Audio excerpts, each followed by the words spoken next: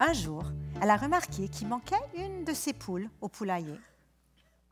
Le lendemain, 2. Et puis, quelques jours plus tard, encore une autre. Jeanne soupçonnait sa voisine, Andrée, qui avait toujours été jalouse de ses poules.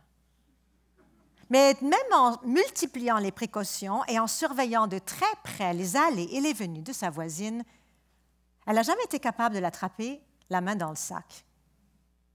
Et puis un jour, alors qu'elle aidait sa voisine à couper les mauvaises herbes autour de sa grange, elle a trouvé un tas d'eau et des plumes blanches.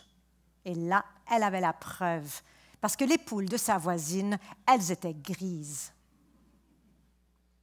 Elle ne savait pas comment lui en parler. Vous savez, quand on habite à la campagne, on a besoin de ses voisins. C'est une erreur grave de faire d'une voisine proche une ennemie. Mais elle n'allait quand même pas la laisser voler ses poules. Elle réfléchissait en coupant les herbes avec sa faux. Et tout d'un coup, elle a eu une idée. Andrée, elle a dit, « As-tu vu mon nouveau chien? » Non, Andrée ne savait pas qu'elle avait un nouveau chien.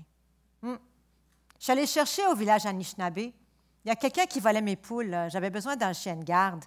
Il est gros comme un loup et 2 fois plus féroce. Justement, le voilà. Et puis, elle s'est tournée vers le fond de sa terre où est-ce qu'elle avait une butte. Et puis, elle a pointé. « Le vois-tu? » Elle a dit. « Le vois-tu, Andrée? Regarde comme il est gros. Il est tout poilu. Puis quand il court, il y a sa langue qui sort de sa... Tu le vois-tu? » Andrée, elle regardait, mais elle voyait rien. C'est vrai qu'elle était un peu myope. Ben oui, elle dit, regarde quand il court. Regarde comment il lève une patte comme ci, puis l'autre patte comme ça. Puis elle a pris ses 2 mains qui avaient des gants de travail noir, et puis elle a commencé à les bouger. Sa voisine a regardé les mains de Jeanne. C'est comme si elle était hypnotisée. Elle a regardé vers le fond de sa terre. Ben oui, elle dit, je le vois. Mon Dieu, c'est vrai qu'il est gros. Puis c'est drôle, quand il court, il lève une patte comme ci, puis l'autre patte comme ça. Jeanne était fière. Elle était tellement bonne conteuse qu'elle avait réussi à faire voir à sa voisine un chien qui n'existait même pas.